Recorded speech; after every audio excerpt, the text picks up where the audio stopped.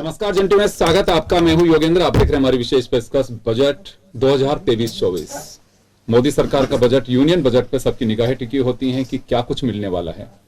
इस बजट की दो खास बातें हमें समझनी होगी। एक तो ये कि कोविड में 2 साल जिस तरह से सभी ने बिताए, गंवाए या उसको सहा, उसका इफेक्ट कुछ दिखाई देगा बजट पे, क्योंकि सरकार को पैसे की आवश्यकता होगी।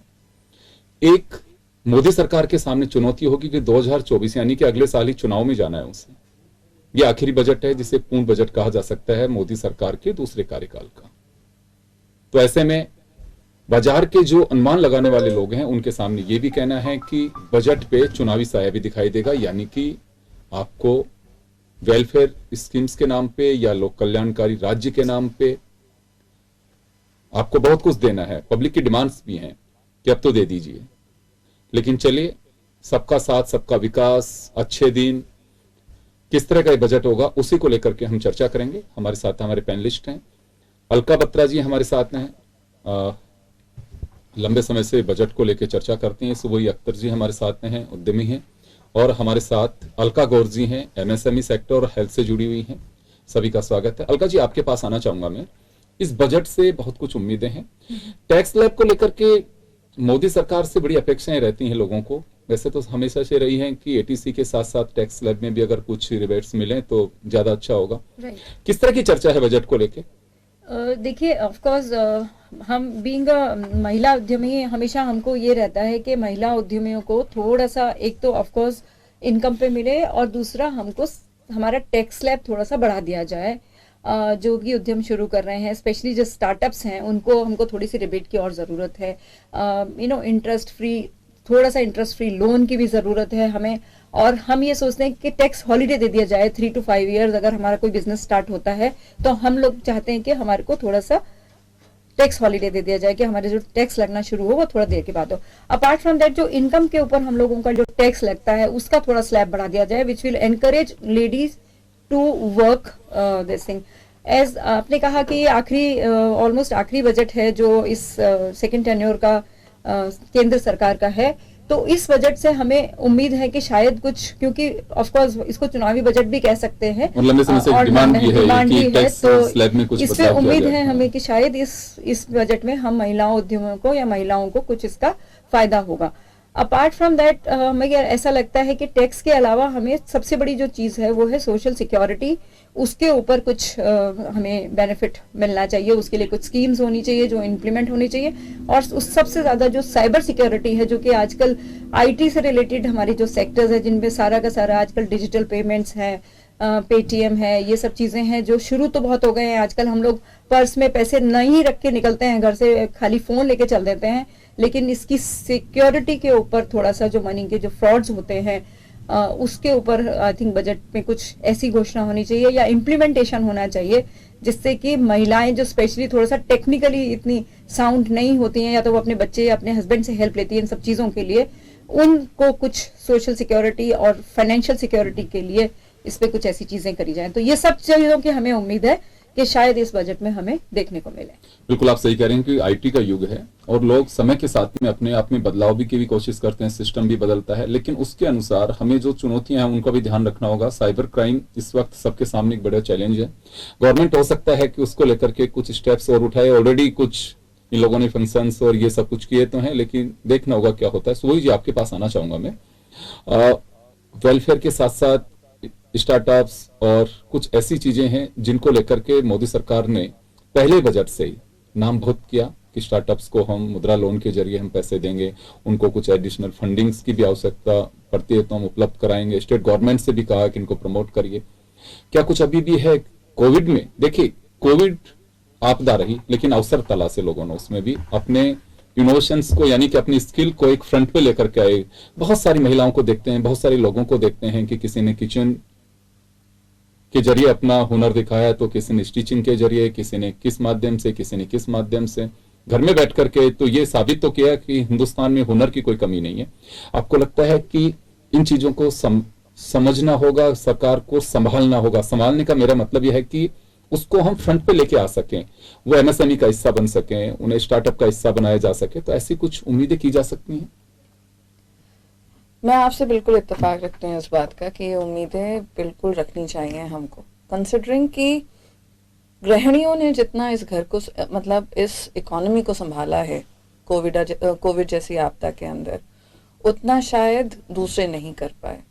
आपने देखा होगा जो औरतें अपने किचन के जरिए अचार बेच पाई, पापड़ बेच पाई, क्लाउड किचन्स चला पाई, उन्होंने अपने घरों को संभाला, उनके खर्चों को संभाला। जो थोड़ा सा फाइनेंशियली इंडिपेंडेंट थी, चाहे उनकी नौकरियां ठप हो गई थी, मगर अगर वो ट्रेडिंग जैसे काम जानती थी तो उसको संभाल पाई।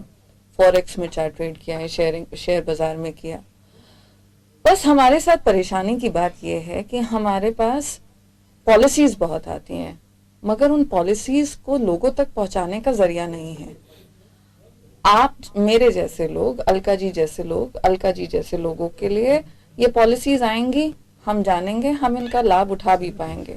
मगर उन गृहिणियों का क्या, उन लोगों का क्या जिनके पास ये पॉलिसीज अभी तक पहुंच ही नहीं पाती। हम हर बार सरकार से ये रिक्वेस्ट करते हैं कि एक सिंगल विंडो होनी चाहिए महिला उद्यमियों के लिए या महिला स्टार्टअप्स के लिए, कि जहां पे उनको पॉलिसी एजुकेशन से लेकर मनी फ्रॉड तक के जो भी इश्यूज हैं वो सारे के सारे एड्रेस किए जा सकें। हमारी हमेशा से ये रिक्वेस्ट रही है महिला उद्यमियों के लिए खास तौर पे। और वैसे मैं महिला उद्यमियों को क्या बोलूं, बहुत सी महिला उद्यमी शायद कई ज़्यादा नॉर्मल वर्कफोर्स से ज़्यादा सशक्त हैं, वो सब चीज़ें जानती होंगी। क्यों ना हम ये सिंगल विंडो एप्लीकेशंस हर एक के लिए बनाएं, जहां पे हमें फाइल टू फाइल या फिर टेबल टू टेबल ना जाना पड़े। एक बात कहना चाहूंगा, सिंगल विंडो को लेके मैंने बहुत खबरें की हैं और उनसे बात जिन लोगों से होती है वो हंसते हैं। ये कहते हैं कि सिंगल विंडो का नाम अगर हर्डल विंडो रखें तो कोई अतिशयोक्ति नहीं होगी। बिल्कुल ठीक है, सुनने में बहुत अच्छा लगता है कि एक ही फ्लोर के नीचे आपको सारी चीजें होंगी, फाइल आपके पीछे जाएगी जब इन्वेस्टमेंट समिट्स और ये सब होती हैं। लेकिन लाल फीताशाही कहें, ब्यूरोक्रेसी कहें, हमारे सिस्टम की उदासीनता कहूं इसे मैं, वो नहीं कर पाते हैं। तो या तो वास्तव में बजट या कोई स्कीम्स बना रहे, मैं आपकी बात से बिल्कुल सहमत हूं। आप स्कीम जिन लोगों के लिए बना रहे हैं, जिस तबके को आप लाभ देना चाहते हैं, उसे उठाना चाहते हैं, उसकी तरक्की चाहते हैं, तो बिल्कुल आप एक समय के साथ में आफ्टर 3 मंथ्स 6 मंथ्स एक रिव्यू करिए। आप लोग पार्टियों की सरकार बनती हैं, आपके वर्कर्स होते हैं, उसमें उस तबके के लोग होते हैं, कुछ चार्टेड अकाउंटेंट्स होते हैं, प्रोफेसर्स होते हैं, सब तरह के लोग होते हैं। आप एक बार उनसे बात करिए कि वास्तव में जो स्कीम हमने बनाई उसका चल क्या रहा है, लोगों को फायदा भी मिल रहा है कि नहीं मिल रहा है। इससे दो बातें होती हैं। अगर आपकी नीयत साफ है, वास्तव में कुछ देना चाहते हैं, तो आपको पूछना चाहिए। मैं किसी को खाना खिला रहा हूँ, जेब से पैसा भी जा रहा है, मैं उससे पूछूंगा कि कैसा है खाना, कहेगा नहीं बहुत ही टेस्टी है, तो लगेगा ठीक ना, ठीक है। तो फिर मुझे लगेगा कि ये तो जेब पे भारी पड़ रहा है, कोई फायदा नहीं है ऐसे खाने का। या फिर मैं कहूं कि चलिए मुझे खिलाना ही है, अगले का पेट भरे नहीं भरे, तो फिर मेरे साथ मेरे डबल गेम वाली बात होगी ये। तो आपको लगता है कि ऐसी पॉलिसी, मैं सहमत हूं आपकी बात से, कि पॉलिसी जो बनाती है वो तो धरातल पर उतारने का कोई मैकेनिज्म तो हमें डेवलप करना होगा कि वास्तव में उसको बेनिफिट मिल रहा है कि नहीं मिल रहा। आज की तारीख में आप देख सकते हैं कि कोविड ने एक चीज और हमारे लिए बहुत अच्छी की, सोशल मीडिया से रूबरू कराया हर आदमी को, चाहे वो एडटेक इनिशिएटिव्स थे, चाहे पॉलिसी जानने की चीजें थी। जब हमारे पास एक इतना अच्छा प्लेटफॉर्म तैयार हो गया है, तो हम उस प्लेटफॉर्म को यूज करके, डिपार्टमेंट्स उन प्लेटफॉर्म को यूज करके उनको क्यों नहीं मैच्योर करते कि वो नॉलेज और अवेयरनेस क्रिएट कर सकें। तो जब हम सिंगल विंडो की बात करते हैं, वो सिंगल विंडो एक ऑनलाइन पोर्टल भी हो सकता है। वो सिंगल विंडो हर सेल्स के अंदर एक सेक्शन भी हो सकता है जहां पे 8 लोग 8 डिपार्टमेंट्स के बैठे हैं और वो वहां से प्रोसेस कर रहे हैं, चाहे वो ऑनलाइन करें। ये 8, अगर लेट्स से एक हाइपोथेटिकल सिचुएशन है कि एक शहर के अंदर 8 सेल्स हैं, 8 सेल्स के अंदर अगर हम 8 ऐसी बिल्डिंग्स तैयार कर दें जिसमें 8 डिपार्टमेंट के 8 बाबू लोग बैठे हैं, उन लोगों को निकल के अपना वक्त जाया करके और अपनी परेशानियों को नहीं करके ये हो सकता है। और आपने कहा ऑडिट्स की बात, हम अपने बिजनेसेस के लिए ऑडिट्स बैठाते हैं, हम एक थर्ड पार्टी ऑडिट रखते हैं। जब आपके पास इतना सारा बजट आप रिलीज कर रहे हैं मार्केट के अंदर और बगैर ऑडिट के आप उसको सिर्फ एक, जिसे कहते हैं ना, अंधेरे में तीर चला रहे हैं, और आपको ये नहीं मालूम कि नेक्स्ट स्टेप आपका क्या होना चाहिए, कि किसी ने ये फीडबैक दे दिया, किसी ने ये फीडबैक दे दिया, तो उसके बलबूते पे बना दिया, बट इंटरनली आपने ऑडिट नहीं किया, तो इन पॉलिसीज का फिर फायदा क्या? आपने सही कहा कि आपने थाली भर दी, मगर थाली के सामने किसी को बिठाया नहीं, आपने किसी को खिलाया नहीं, और शायद वो खाना कुछ और चाहता था, परोसा कुछ और गया। रसगुल्ला खिलाना है तो पॉलीथीन से बाहर निकाल के खिलाइए उसको, कटोरी और चम्मच के साथ दीजिए। अगर उसको आप पॉलीथीन में पैक करके देंगे कि इसको खाते रहो, तो रसगुल्ला भी खुश है और खाने वाला भी देख रहा है। मैं कुछ कहना चाहती हूँ इस सिंगल विंडो सिस्टम के लिए, इजाजत है? जी जी। तो एक्चुअली जो सिंगल विंडो सिस्टम, एक्चुअली बातें सब काफी टाइम से करते आ रहे हैं, तो इसका बेसिकली हम यही हमेशा आके कंक्लूजन करते हैं कि whatever policies are made by government, first we need to check one department that implementation is done और नॉट, एंड सेकेंडली उनका फीडबैक क्या है वो होना चाहिए। और उसमें जरूरी नहीं है कि सरकार का ही बंदा हो, उसमें प्राइवेट सेक्टर से या रिलेटेड सेक्टर से कोई ना कोई उसमें पॉलिसी मेंबर होना चाहिए जो कि करेक्ट फीडबैक देगा। क्योंकि सरकार की लाल फीताशाही जो है वो फाइलों तक नहीं रहकर, मुझे लग रहा है कि अभी ऑनलाइन होने के बाद वो कंप्यूटर पे भी चल गई है, तो कंप्यूटर पे भी लाल रिबन बन गए हैं, क्योंकि टाइम उसमें भी उतना ही ज्यादा लग रहा है प्रोसेस में जितना कि पहले फिजिकल फाइलों में होता। बिल्कुल। अभिषेक जी हमारे साथ में इस वक्त, खुद के अपना एमएसएमई है और टूरिज्म सेक्टर में काफी इनका योगदान है। अभिषेक जी, कोविड में अगर वास्तव में प्रभावित हर तबका ही हुआ है, हर सेक्टर हुआ है, लेकिन हमारी जो टूरिज्म इंडस्ट्री है, और पता नहीं सरकार अपने हिसाब से, कोई भी गवर्नमेंट हो, बातें बहुत की जाती हैं, दुनिया के ऐसे कई मुल्क हैं जिनकी जीडीपी और मैं कहूं कि बड़े एम्प्लॉयर जो सेक्टर है उनमें से एक होता है टूरिज्म। कईयों की तो इकोनॉमी पूरी डिपेंड इसी पे है। हमारे नेबर कंट्रीज को ही देख लीजिए, हमारे यहाँ पे कोई कमी नहीं है। क्या लगता है आपको कि वास्तव में पिछले कुछ समय से देखें कितने बजट आए? चले 2 साल से तो कोविड था, लेकिन इस सेक्टर के लोगों की काफी डिमांड्स होती हैं। अच्छे दिन की कुछ बात की जा सकती है इस बजट में? देखिए, यूनियन बजट के अंदर अगर आप बात करें तो यूनियन बजट में तो राजस्थान को हमेशा से एक इम्पोर्टेंट सर्किट की तरह ही देखा गया है अपने देश में। अब नेचुरली हमारे देश में जहाँ इतनी पॉपुलेशन भी है, पॉल्यूशन भी है, करप्शन भी है, मतलब आप विदेश घूम के आ जाइए और आपको दिल्ली एयरपोर्ट पे उतरने में जो डर लगता है वो आपको शायद न्यूयॉर्क एयरपोर्ट पे नहीं लगता है। मेरे साथ हुआ भी था, मैंने टोक भी दिया था, अगस्त में मेरी भतीजी को छोड़ के आया था। मैंने बोला यहीं आके डर क्यों लगता है? आते ही पकड़ लिया, क्योंकि मैंने नेकर पहन रखी थी, टी शर्ट पहन रखी थी, तो उनको लगा होगा कि बड़ा मॉडर्न बन रहा है। आइए कोविड का रैंडम सैंपल लेके 1000 रुपए ले लिया, और वो कोविड की रिपोर्ट भी मेरे पास कभी आई नहीं। तो मुझे एक बार एक सीनियर ऑफिसर ने कई साल पहले कहा था कि कई लोग हमारे यहाँ पे जो जूनियर ऑफिसर्स हैं, जो लोअर लेवल पे काम कर रहे हैं क्लरिकल ग्रेड पे, वो ऐसा लगता है कि उनका जन्म ही इन डिपार्टमेंट्स में हुआ है और लोगों को परेशान करने के लिए हुआ है, और उनके आगे सरकार भी फेल है और अफसर भी फेल है। तो वो तो जाते जाते समय के साथ ही उन लोगों से अपने समाज को निजात मिलेगा, इस तरह के लोगों से। लेकिन मैं ये कह सकता हूँ कि बजट चाहे सेंटर का हो, अभी आज अपन सेंटर के बजट का डिस्कशन कर रहे हैं इसलिए सेंटर की बात करेंगे, इवन स्टेट गवर्नमेंट का बजट हो, टूरिज्म को इन्होंने बहुत इंपॉर्टेंट इंडस्ट्री माना है। मतलब टूरिज्म है, इवन सेंट्रल गवर्नमेंट में राजस्थान को हमेशा एक इन्होंने टूरिज्म सर्किट के ऊपर इंपॉर्टेंस दी है। इवन ओवरऑल आप देखेंगे जितने स्टेट गवर्नमेंट, देखिए मैं टूरिज्म में सेंटर से ज्यादा स्टेट का मानता हूँ। मुझे लगता है शायद आप मुझे अगर राजस्थान की स्टेट बजट से पहले टूरिज्म सेक्टर की बात करेंगे तो मैं आपको ये कह सकता हूँ कि राजस्थान सरकार काफी सजग है टूरिज्म को लेकर। आप देखिए लास्ट टाइम पहली बार अशोक गहलोत साहब ने ये कहा था कि टूरिज्म को मैं इंफ्रास्ट्रक्चर का दर्जा दे रहा हूँ। उनको पता था जेबीवीएनएल में कैसे भ्रष्ट और बदमाश लोग बैठे हैं, उसके बावजूद उन्होंने डंडा चला के इंश्योर किया कि हमारे बिजली का बिल घटे। वहां पे ऐसे ऐसे लोग बैठे हैं, जैसे हमारी कंपनी के नाम पे टूरिज्म डिपार्टमेंट ने हमें द फर्न होटल के नाम से एक सर्टिफिकेट दे दिया, तो वहां जो एईएन है वो बोलता है कि द फर्न के नाम से मिला है, गीता स्टार के नाम से नहीं मिला, मैं नहीं दूंगा। उसने अपनी आदत के हिसाब से 5 महीने इस चीज को टरकाया, मगर चूंकि सरकार हमारे साथ में आज की तारीख में, तो उस आदमी को 5 महीने बाद तो हमको रिलीज। सबसे बड़ी बात यही जो हम करना चाह रहे हैं ये कि देखिए गवर्नमेंट कोई भी हो, उसकी नीयत साफ होती है। उसकी नीयत होती है कि देखिए अधिकारी को वहीं पे रहना है, पोस्टिंग हो जाएगी तो, लेकिन वो आईएएस है, आईपीएस है, आरएएस है, या फिर पर्टिकुलर उस डिपार्टमेंट का ऑफिसर है, वो वहीं पे रहेगा। आप गवर्नमेंट को हर 5 साल बाद में एक बड़ी परीक्षा के बीच जानिए, जो कि जनता की अदालत हम उसे कहते हैं। तो कोई सरकार ये नहीं चाहेगी कि मैं जो प्लान कर रहा हूं वो धरातल पर ना उतरे। वही हमसे वही जी हो, चालका जी हो, आप कह रहा हूं, वो यही बात है कि वास्तव में गवर्नमेंट्स का जो सिस्टम फेल जिसे हम कह सकते हैं, वो कहते हैं कि मॉनिटरिंग का अभाव देखा जाना चाहिए। अगर कोई कंप्लेन कर रहा है तो उसे सीरियसली ली जाना चाहिए कि ऐसा क्या हो गया। मतलब कुछ बातों पे मैं आप सभी से डिसएग्री करूंगा। सेंट्रल गवर्नमेंट में ऐसा नहीं है कि बीजेपी के आने के बाद से ऐसा हो गया। पिछले 10-12 साल से एक जेन्युइन एफर्ट चल रहा है, क्योंकि सरकार को भी पता है कि जहां जहां इंटरफेस आपका आदमी के साथ में है वो करप्ट है। तभी तो एक सरकारी 3rd ग्रेड टीचर बनने के लिए आदमी 10 लाख रुपए खर्च कर देता है। जिस देश में आज एमएसएमई को लोन आसानी से मिल जाता है, मुद्रा स्कीम में और तरह तरह की स्कीमें हैं।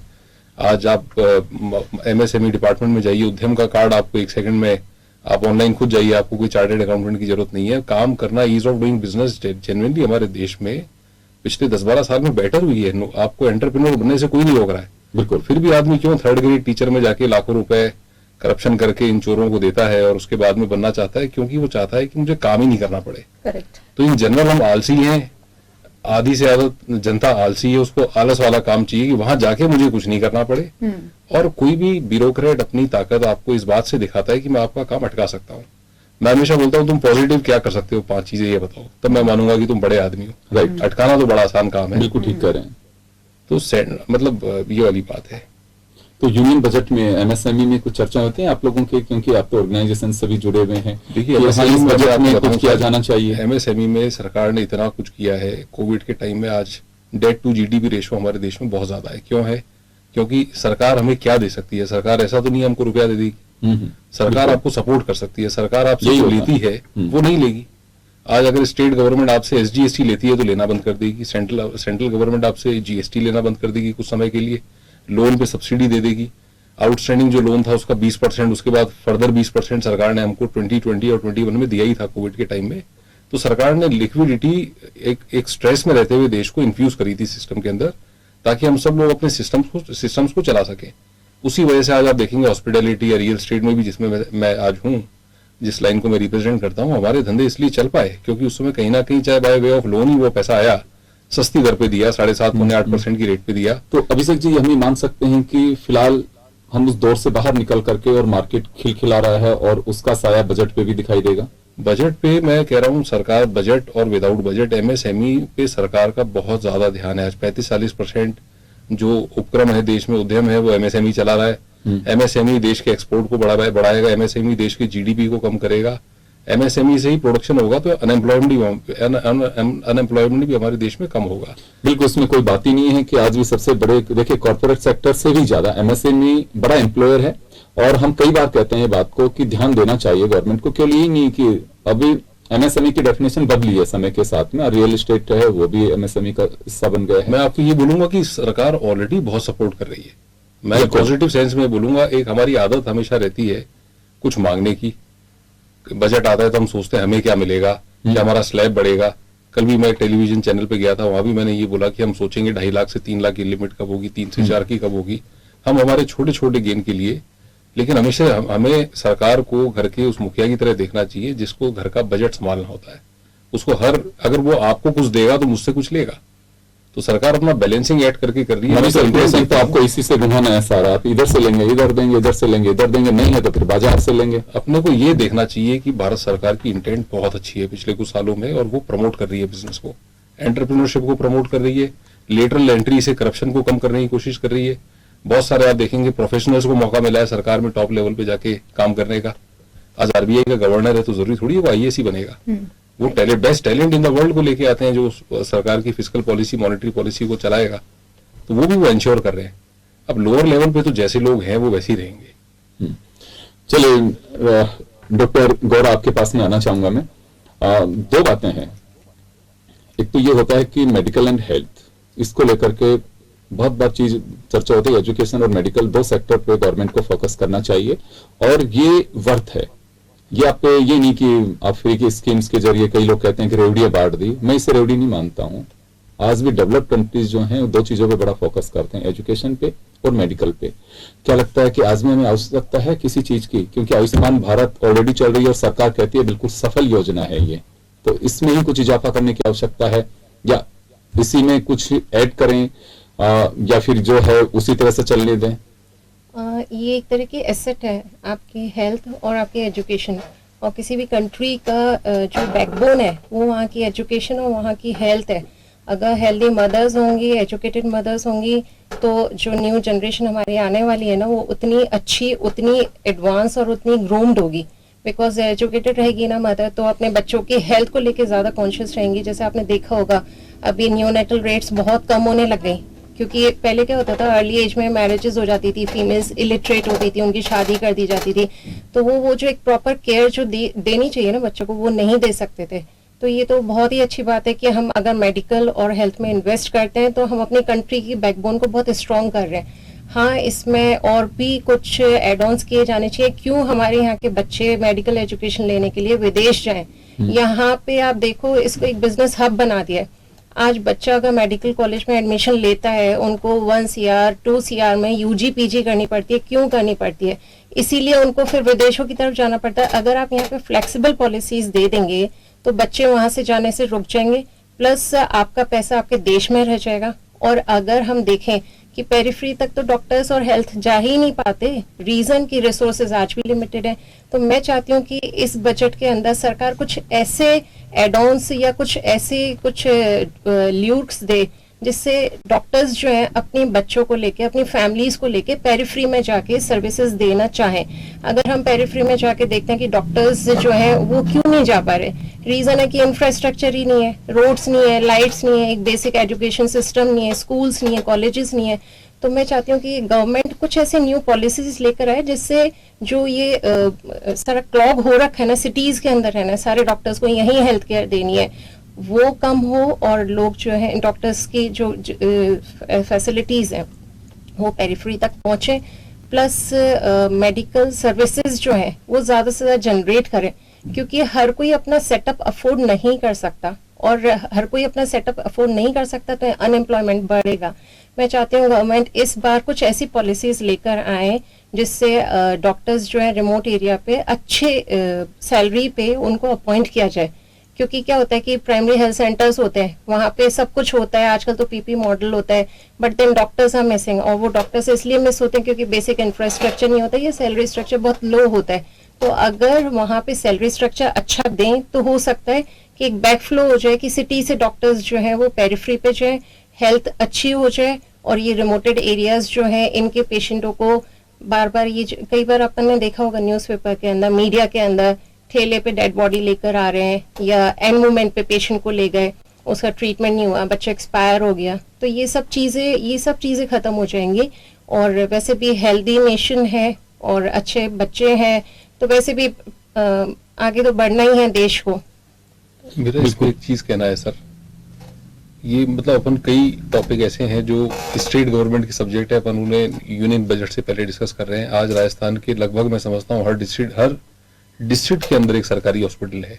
बिल्कुल है। और मुझे विश्वास है कि अपने देश में इलाज के बिना आज कोई मर नहीं सकता है। ब्लॉक स्तर पे, अब तो ब्लॉक स्तर पे CSC PSC खुली है, इसमें कोई डाउट नहीं है। भारत में है, मेडिकल इंफ्रास्ट्रक्चर काफी बड़ा है। आज सर भूखा कोई नहीं मर सकता, हो सकता है उसको खाने के लिए हलवा नहीं मिले, मगर रोटी और दाल उसको जरूर मिलेगी हमारे देश में। मेडिकल सेक्टर्स पे डॉक्टर्स कहाँ मिलते हैं, ये भी तो बात है ना, कंसर्न इज दैट वहाँ पे डॉक्टर्स नहीं, रीजन भी यही है। यहाँ पे मेरा एक सबमिशन है, अगर आप लोग माने तो। आप डॉक्टर हैं तो आप शायद, आपने कहा कि हमारे लोग बाहर जाते हैं, ठीक है, क्या ऐसा नहीं हो सकता है कि जो हमारे ट्रेन्ड डॉक्टर्स हैं, जिनको हम अगर कोई सब्सिडी प्रोवाइड कर रहे हैं एजुकेशन के वक्त उनके, हम उनके लिए मतलब ये मान्य कर दें कि उनको रेजिडेंटशिप इन्हीं प्राइमरी हेल्थ सेंटर्स में करनी चाहिए। ये करा था, ठीक है, ये करा था स्टेट गवर्नमेंट ने रूल्स लेके आए थे, लेकिन वो अभी भी 1 साल करते हैं लोग। 2 years का रूरल असाइनमेंट होता है। जैसे अभी एक बताया था ना कि एक वो, जैसे अभी अलका मैम ने बताया था, एक red ribbon system is always there, और वो है वो वहाँ पे कि जो पावरफुल लोग हैं उनके बच्चे नहीं जाते, किसी रास्ता निकाल लेते हैं कि वो वहाँ पे फिर डॉक्टर गौर। तो यहाँ पे वही बात आ गई, पॉलिसीज बहुत अच्छी हैं हमारे पास, सबसे सहमत करें, धरातल पे उनको कैसे उतारा जाए, कैसे उकेरा जाए, कैसे लोगों को बताया जाए, वो ही नहीं होता। चलिए, समय कमी में माफी चाहूंगा। अभिषेक जी जो कह रहे हैं कि हम 50,000 के लिए, अभिषेक जी बहुत सारे लोगों की डिमांड है, मैंने कितने लोगों से बातचीत की, आज भी उनका कहना है कि इनकम टैक्स में क्या पोजीशन रहेगी। क्योंकि देखिए 2-3 चीजें एक साथ रही है, नोटबंदी, उसके बाद में GST, फिर कोविड, नोटबंदी के पीछे सरकार का जो भी रुख रहा होगा, गवर्नमेंट स्टेप उठाती है, कुछ सोच समझ के उठाया होगा, जीएसटी आनी थी, उसके बाद में कोविड अचानक दुनिया के सामने एक तबाही का कारण बना, लेकिन फिर भी हम खड़े रहे। हमारी कोई तो ऐसी ताकत है, मजबूत व्यवस्था है, हमारी विल पावर है, जिसकी वजह से हम कोविड से दुनिया के देशों से बेहतर तरीके से लड़े और आज भी हम खड़े हुए हैं। छोटा सा मैं एक उदाहरण हिस्ट्री पढ़ रहा था, तो आप देखिए, आज की बात नहीं है, अंग्रेज हों चाहे मुगल हों, उससे पहले के आक्रांता जितने भी रहे हों, लेकिन हिंदुस्तान हमेशा खड़ा रहा। आज भी सोने की चिड़िया है, कम नहीं। आज देखिए दुनिया के मुल्कों से ज्यादा कंजम्पशन गोल्ड का हमारे यहाँ पे, तस्करी में लोग इतना पकड़ जाते हैं, कई देशों के अंदर इतना सोना नहीं होता है, फिर भी है। क्यों है? कि यहाँ के लोगों की मजबूती, अगर पैसा आता है तो मार्केट में लेके आता है, और यही सबसे बड़ी खूबी हमारे मार्केट की है। क्यों लोगों को इस बात की वो रहती है कि ईद आएगी, क्रिसमस होगा या फिर दीपावली आएगी तो मार्केट में मनी सर्कुलेशन होगा, ये बात ठीक है। लेकिन दूसरी तरफ एक आदत हमारी ये भी बन गई है कि कितना अच्छा लोगों की मार्केट में भीड़ हो, फिर नहीं साहब कुछ भी नहीं, धंधा ठंडा है पिछले साल से, है तो सही, ये हमें स्वीकार करना होगा। खैर चलिए, लेकिन उम्मीदें होती हैं, हर उसी से होती हैं कि अब की बार कुछ मिलेगा।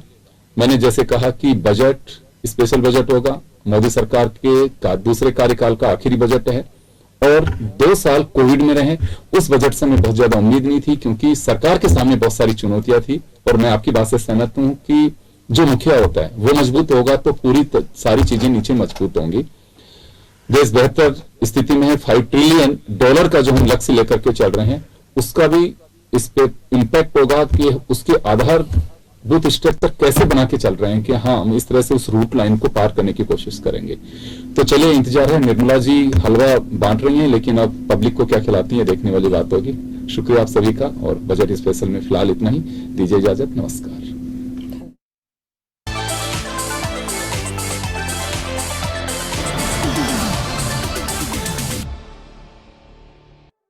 सॉरी सर, आपको लोन